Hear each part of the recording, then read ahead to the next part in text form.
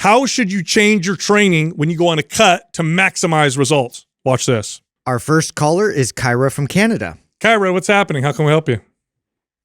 Hi, guys. I just wanted to first start out, as I think everyone does, and just say thank you so much for all the content and stuff that you guys put out. I just found your podcast probably 4 or 5 months ago, and I've been listening pretty much every single day, first thing in the morning as I get ready, and I have learned more in those 4 and 5 months than I think I have in my 10 years of doing this journey. So I just wanted to say thank you. That's awesome. Thank you.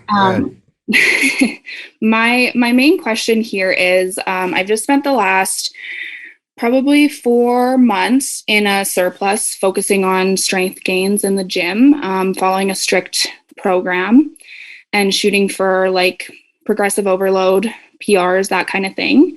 And now summer's around the corner and I'm wanting to do a cut. I did start a cut probably 4 weeks ago now. And I'm kind of wondering if there's anything I should be changing in my training, specifically in regards to pushing for PRs, doing that progressive overload time and time again while I'm in a deficit, if there's anything that I should be changing, I guess, in terms of that. Yeah, that's a really good question. And so the answer to, should you continue to try to essentially progressively overload while in a deficit? The answer is yes. However, there's more to this. There are many, many, many ways to progressively overload. So I want to talk about that for a second. There's a great episode, by the way, we did on this where we covered. Have you heard that yet, Kyra, or no? I think so. Okay. I think it was maybe Doug will look it up while we're talking right now, but I believe it's titled something like the 9 different ways to progressively overload. Yeah, something along those everybody lines. thinks it's like just add weight to the bar. And that is one way to progressively overload, but it has its own downfalls. Like one is you can't obviously get stronger and stronger forever. It doesn't work that way. Especially in a deficit. Right. And then number 2, exactly what Adam said, like you cut your calories, your overall strength is expected to drop even if, and this is important for people to understand, even if you don't lose muscle. So some people think, I'm weaker, therefore I'm losing muscle. Not necessarily. Sometimes just having less calories means your CNS isn't going to fire as strongly. You're not going to have your leverage is going to change a little bit as your size changes. You're not going to have the same amount of energy to push as hard. So I would still focus on progressive overload, but I would change it, right? So if before it was lift more weight, well, now it might be slow down my reps, or it may be pause my reps, or maybe a superset, right? Or maybe go with a higher rep scheme or a lower rep scheme or something different than what you were used to before. What I like to tell people to focus on when they're cutting is to really perfect their form and the tempo of the reps. I like that because psychologically speaking, going lighter can mess with your head a little bit. It does with me. But if I know I'm going into a phase where I'm going to just slow my reps down. I'm going to have to go lighter anyway. So it's less of a impact on my psychology when the weight drops because of the deficit, right? So my weight goes down, but I'm like, you know what? I'm slowing my reps down and I'm perfecting my form. And the reason why you always want to aim to improve, and again, you got to train appropriately, right? Don't overtrain. But the reason why you want to aim to improve is when you're in a deficit, it's very important that you still maintain an effective, appropriate yet effective muscle building signal to mitigate the metabolism slowdown that is inevitable that'll happen with a calorie deficit, and also to keep muscle. And in rare cases, people will build muscle in deficit, but really what it is you're just trying not to lose it. Kyra, are you following any of our MAPS programs yet? I'm not, no. So give me a little bit of a breakdown of, I see written up here, you're doing 3 full body workouts per week. Kind of give me a little rundown of what your training looks like. Yeah. So I'm following, actually, I don't know if I should be mentioning other people's names or programs on here. Oh, that's fine. We don't care. Yeah. Okay, cool. I'm following Brett Contreras right now. Okay. I'm following his programming.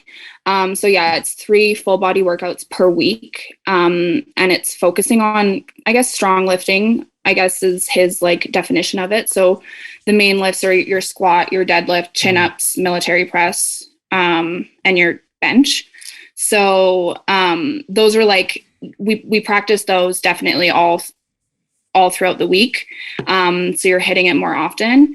So I would say we already have in the programming pause reps and that kind of thing like that too. But his main way that he structures his program is week 1 is a deload week. So it's on a monthly basis, right? So week 1 is a deload week. Week 2 and 3, you slowly progress. And then week 4, you're shooting for your PRs. So that's, I guess, where I was kind of like, in week 4, am I still supposed to be shooting for those PRs, or should I be, shifting and doing something else?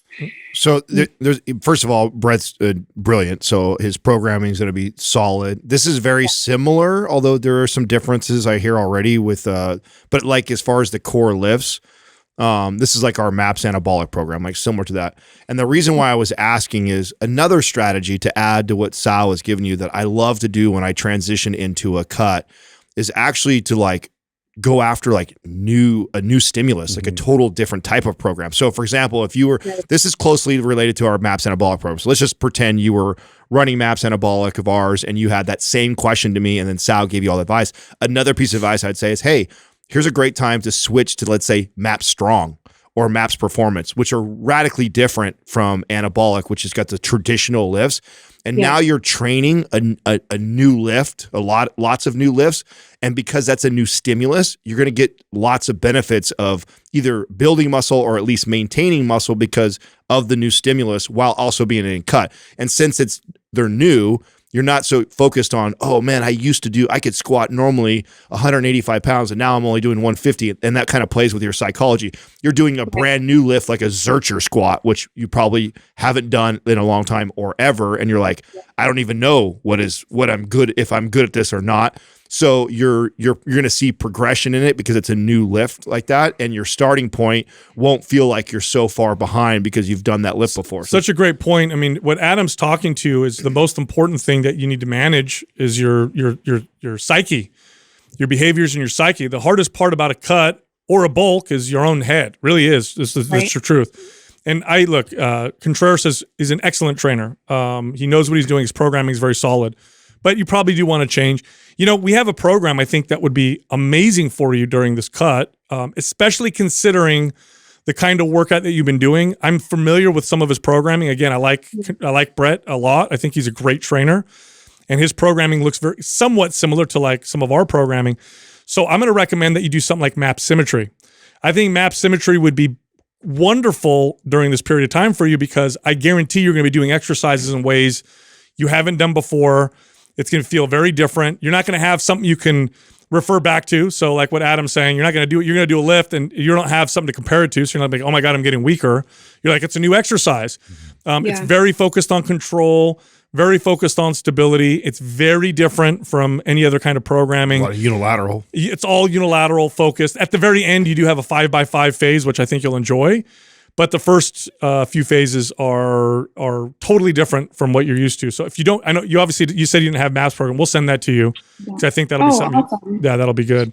Thank you so much. Yeah, no problem. Thanks for calling in, Kyra. Do you have any other questions? No, that's it. Thank you so much for your help. No problem.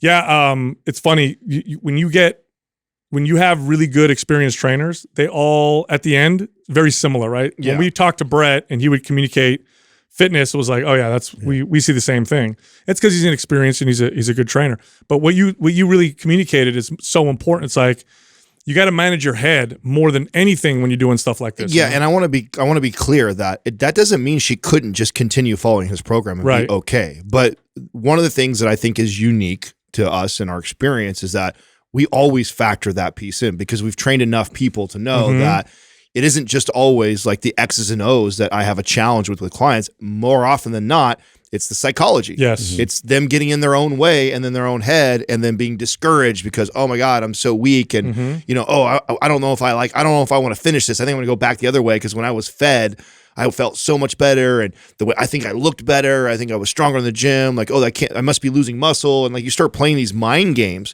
where one of the best ways I have found for myself and clients is to completely shift the focus on something completely new. Totally. So they don't have a baseline to refer back to and go, I'm doing terrible. And I think most people intuitively know, like when that plateau is on the forefront in the horizon, it's like they just don't know that there's other options out there. Should I just keep applying the same formula and just grind my way through it and just, bypass my own reserves in terms of like my body's just not responding? there's other ways to do it, and it's just adding novel stimulus. And so I know Doug looked up that one episode, but it's a great episode for progressive overload. Yeah, it'll be in the show notes. But you're Justin, you hit the nail on the head with that, which is you do the same program, you change up your diet, messes with your head, and then what do people end up doing? Oh, I got to work out harder. Yeah. I need to push harder because that's what Push it is. through. Yeah. Yeah, and it's really tough. Like for me, when I cut, what messes with my head is I feel smaller. Before I look leaner, I just look smaller. I have to get lean to a point where I could start to see the benefits. So the first 4 weeks is just me feeling smaller.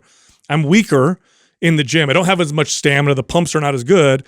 And if I don't change my workout, what I'm doing is I'm comparing it to what my workout felt like before, and it feels like a failure, right? So, and everybody's a little different, but you got to manage your psyche, know yourself ahead of time, and say, okay, or for bulking, some people for bulking, like, oh my God, I'm getting heavy. My pants are tight. Like, change the focus so that your mind doesn't get in your way, so you can stay consistent and stay the course.